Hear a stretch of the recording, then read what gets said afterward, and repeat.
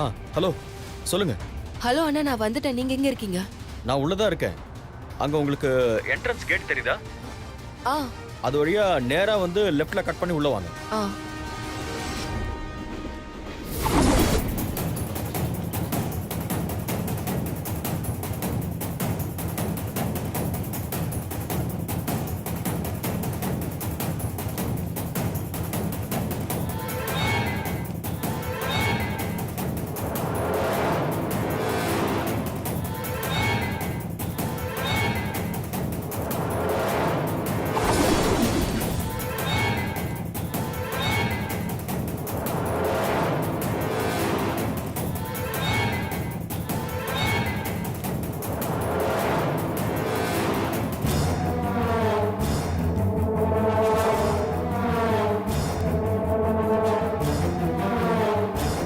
Hello, நான் இங்க இருக்கேன் பாருங்க.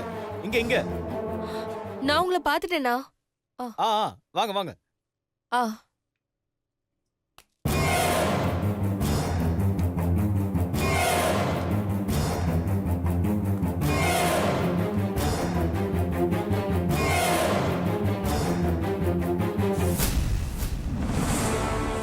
யாருங்க நீங்க? எதுக்காக என் போட்டோ போட்டு பேப்பர்ல காணவில்லைன்னு விளம்பரம் கொடுத்துருக்கீங்க? உங்களை பார்க்கறதுக்கு தானே.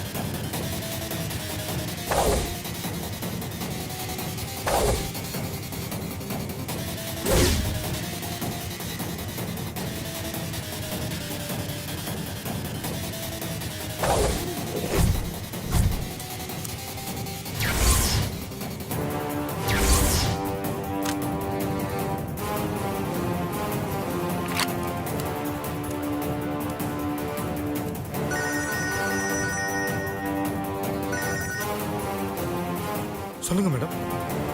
என்ன அவங்க 2 பேரும் வந்துட்டாங்களா? வந்துட்டாங்க மேடம். இப்பதான் மேடம் பேச ஆரம்பிச்சிருக்காங்க. சரி, வேலையை சரியா முடிச்சிடு. அதெல்லாம் கணக்கச்சிதமா முடிச்சிடறேன் madam. You don't worry. Miss ஆக கூடாது, புரிஞ்சுதா? ஓகே மேடம், நான் பாத்துக்கிறேன் மேடம். ம்.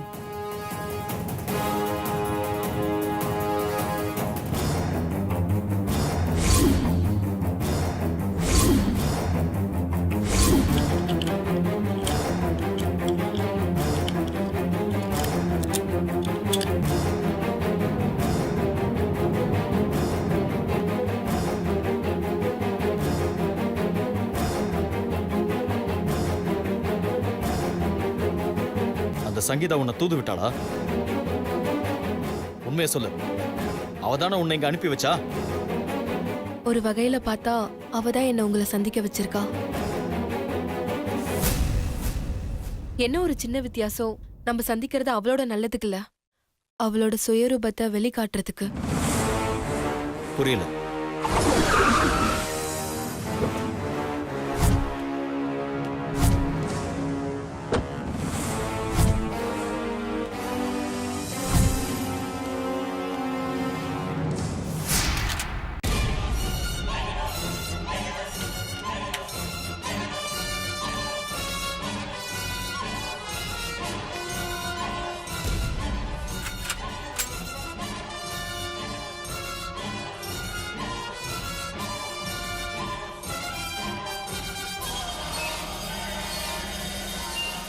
அந்த சங்கீதாவால பாதிக்கப்பட்டது நீங்க மட்டும் இல்ல, நானும் தான். எப்படி? நான் இருக்க வேண்டிய இடத்துல தான் இப்ப சங்கீதா இருக்கா. என்னோட பேரு, என்னோட அடையாளத்தெல்லாம் எடுத்துக்கிட்டு என் மாமா கூடவே இருக்கா. ஆக்சுவலா சிவாவோட ஒய்ஃப் நான் தான். என்னோட பேர் சக்தி.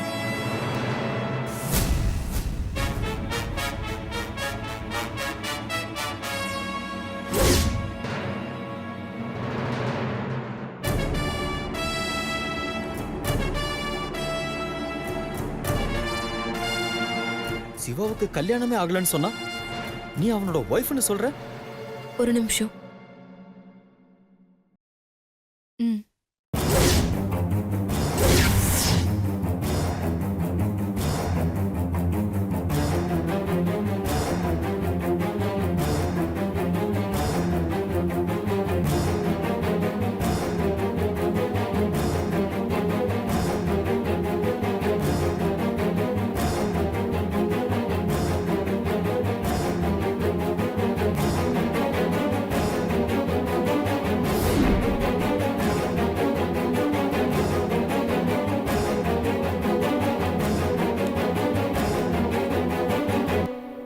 சிவாவோட வாழ்க்கையில என்னதாங்க நடக்குது? எனக்கு ஒரே குழப்பமா இருக்கு. நான் சொல்றேன். என் மாமா என்கிட்ட லவ் சொல்ல வரும்போது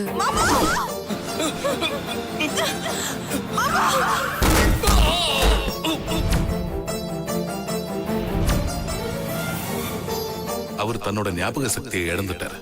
ஐயோ, அப்ப மாப்பிளைக்கு எல்லாமே மறந்து போச்சா டாக்டர்? ஒரு 2 வருஷத்தை மட்டும் அவர் மறந்துட்டாரு. இந்த 2 வருஷத்துல தானே அவர் தன்னோட மனைவியை சந்திச்சு கல்யாணம் பண்ணிருக்கணும். இப்ப அது எல்லாமே அவருக்கு மறந்துடுச்சு. ஒருவேளை சக்தி சிவாவை பார்த்தா கோமாக்கு போயிடுவாரு, இல்ல இறந்தே போகலாம். சிவா நிம்மதியாவும் சந்தோஷமாவும் இருக்கணும்னா 6 மாசத்துக்கு நீ சிவாவை பார்க்கவே கூடாது. எனக்கு தெரியாம நீ சிவாவை பார்க்கணும்னு நினைச்ச, நான் நேரா சிவா கிட்ட போய் உனக்கும் சிவாவுக்கும் கல்யாணமான விஷயத்த சொல்லி அவனை நிரந்தரமா கோமாவுக்கு அனுப்பிச்சிருக்கேன்.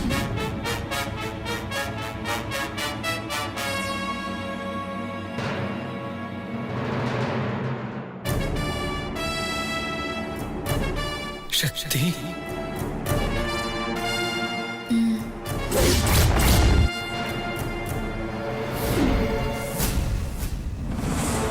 என் மாமாவுக்கு எதுவுமே ஞாபகம் இல்லாததுனால என் மாமியாரும் சங்கீதாவும் சேர்ந்துக்கிட்டு சிவாவை ஏமாத்திட்டு இருக்காங்க. இப்ப அவங்க 2 பேருக்கும் கல்யாணம் வரைக்கும் போயிடுச்சு.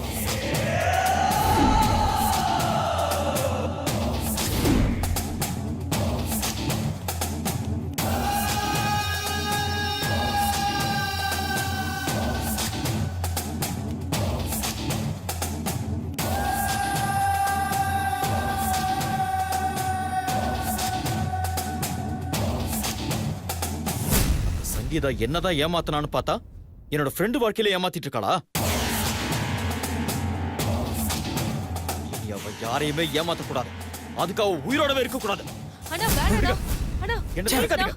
அண்ணா நான் சொல்றது கொஞ்சம் பொறுமையா கேளுங்க.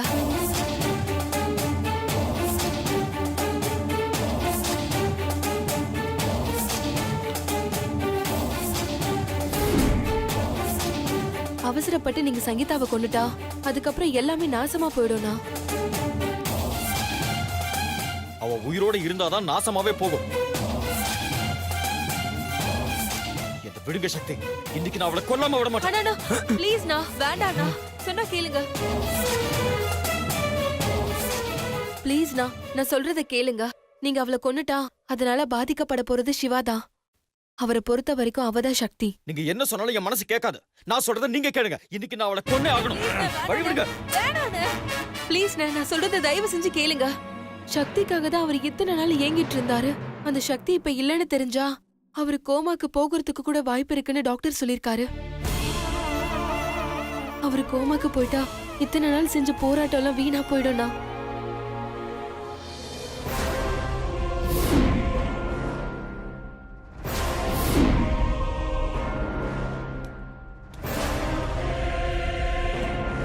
வேண்டாம் ப்ளீஸ்ண்ணா, எனக்கு அவர் முழுசா வேணும், உயிரோட வேணும். தயவு செஞ்சு அவளை கொல்லாதீங்க ப்ளீஸ், உங்களை கெஞ்சி கேட்டுக்கிறேன்.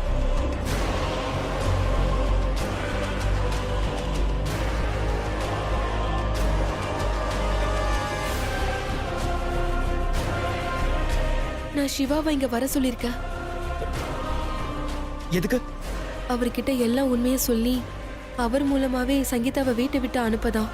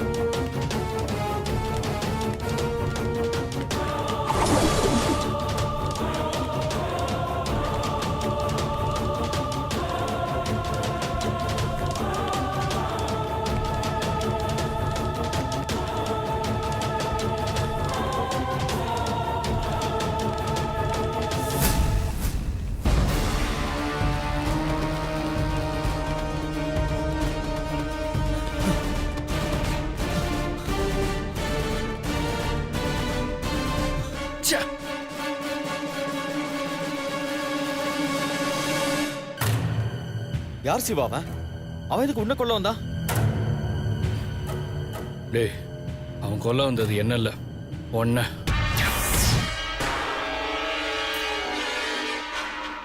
நான் உள்ள வர்றப்ப அவன் ஒன்ன நோக்கி தான் துப்பாக்கியில குறி வச்சிட்டு இருந்தான்.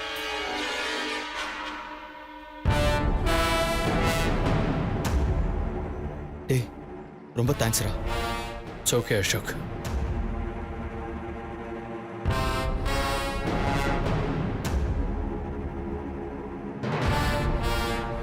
அசோக், நான் உன்கிட்ட ஒரு விஷயம் சொல்லணும். மீரா ரொம்ப நல்ல பொண்ணுடா.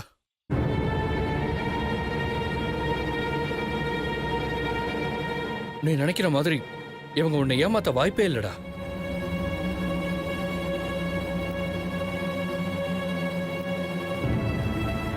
கொஞ்ச நாளா தான் எனக்கு மீராவை தெரியும். டேய், சத்தியமா சொல்றேன்டா, மீரா மாதிரி ஒரு பொண்ணு தேடினாலும் கிடைக்க மாட்டாங்க. டேய், அவங்க போய் என்னை ஏமாத்திட்டாங்க அது இதுன்னு சொல்லிட்டியாடா. டேய், நான் எப்படா சொன்னேன்? நீ சொல்லாம? டேய், உன்னை ஏமாத்தின பொண்ணு நீ மீராவோட போட்டோ தான்டா கொடுத்த. ஓஹோ, அத்தை சங்கீதா போட்டோ மாத்தி என் போட்டோ வச்சுட்டாங்களா? ஓ, அப்ப இது சங்கீதாவோட வேலையா தான் இருக்கும். அவங்க அப்படி செஞ்சிருந்தாலும் மாமா, நீங்க நான் தப்பானவன்னு நம்பாம எனக்கு சப்போர்ட் பண்ணி பேசினது எனக்கு ரொம்ப சந்தோஷமா இருக்கு மாமா.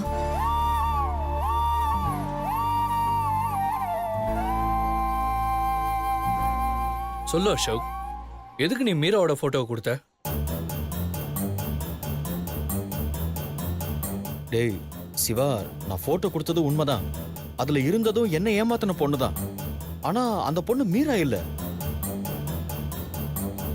பின்ன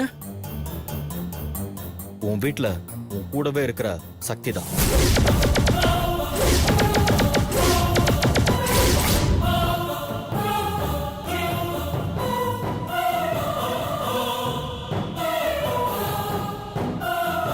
டேய், என்னடா சொல்ற? ஆமாண்டா, அது மட்டும் இல்ல, அவளோட உண்மையான பேரு சக்தி இல்ல, சங்கீதம்.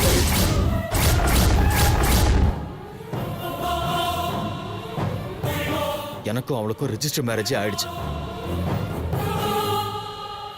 நான் பணக்காரன் இல்ல, ஏழைன்னு தெரிஞ்சதும் கல்யாணத்துக்கு அப்புறம் என்னை விட்டுட்டு ஓடி வந்துட்டடா.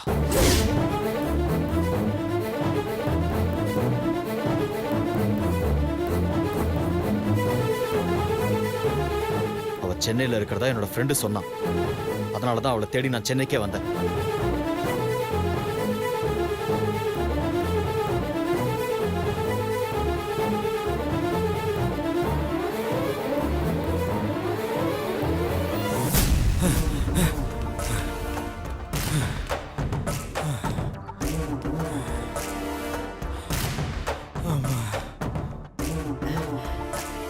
அம்மாடி சுபத்ரா, அந்த ரவுடி பையன் இருக்கானே, அவன் அசோக்க முடிச்சிட்டானா? அந்த சக்தி மாட்டிக்கிட்டாளா? கேளுமா, கேளு கேளு. ஆமா மேடம், போன் பண்ணி பாருங்க. சக்தி மாட்டிக்கிட்டா, இனிமே அவ வாழ்க்கை ஜெயிலையே போகுதுன்னு அந்த சந்தோஷமான விஷயத்தை கேட்க ரொம்ப ஆசையா இருக்கு மேடம். சரி சரி இருங்க.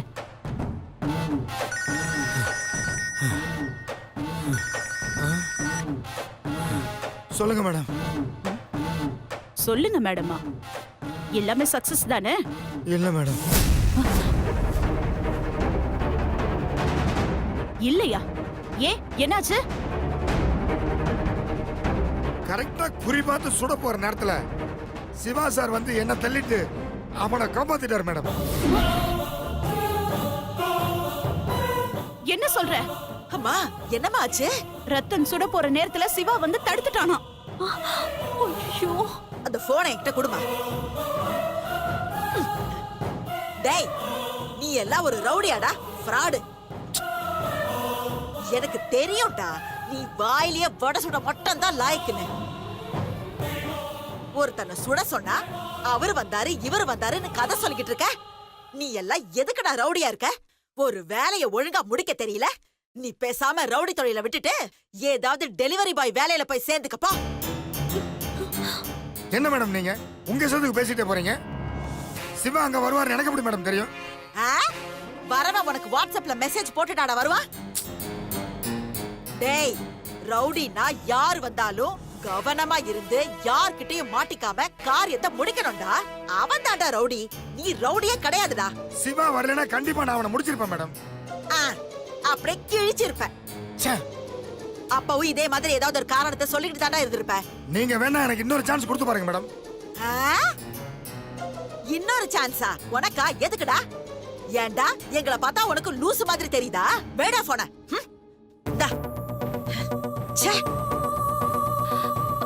சிவாக்கு எல்லா விஷயமும் தெரிஞ்சிருந்தா நான் மாட்ட போறேன்.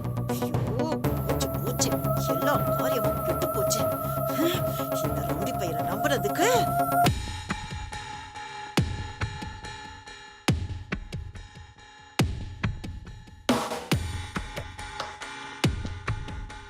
சிவா,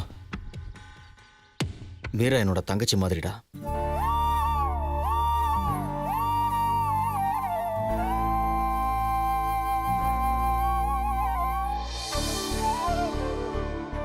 மீரா மேல எந்த தப்பும் இல்லடா. நான் உங்ககிட்ட என்ன ஏமாத்தினா அந்த சங்கீதாவோட போட்டோ தான் கொடுத்தேன். ஆனா அதுல எப்படி மீராவோட போட்டோ வந்துச்சுன்னு சத்தியமா தெரியல.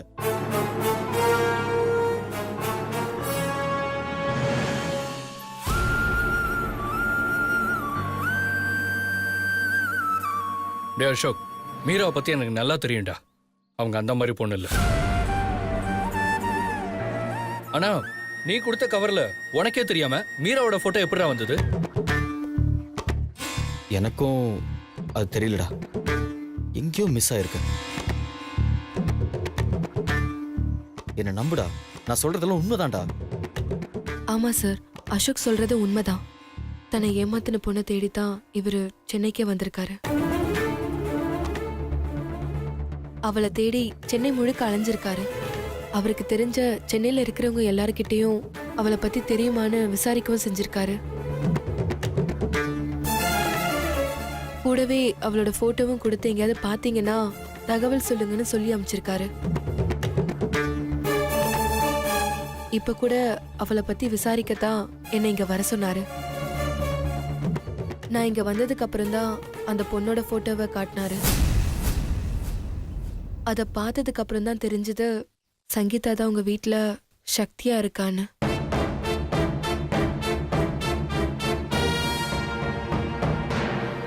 அதான் சார் நான் உங்களை இங்க வர சொன்னேன்.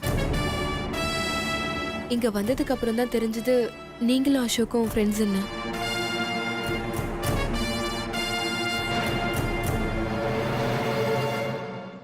அதெல்லாம் சரி, எதுக்கு அந்த ரவுடி ஒன்ன கொல்ல வந்தான்? வேற யாரு? என்னை ஏமாத்தினால அவளோட வேலையா தான் இருக்கும். நான் உயிரோட இருந்தா அவளோட உயிருக்கு ஆபத்துன்னு அவளுக்கு நல்லாவே தெரியும். அதனாலதான் என்ன முடிக்க ஆள் அனுப்பியிருக்கா.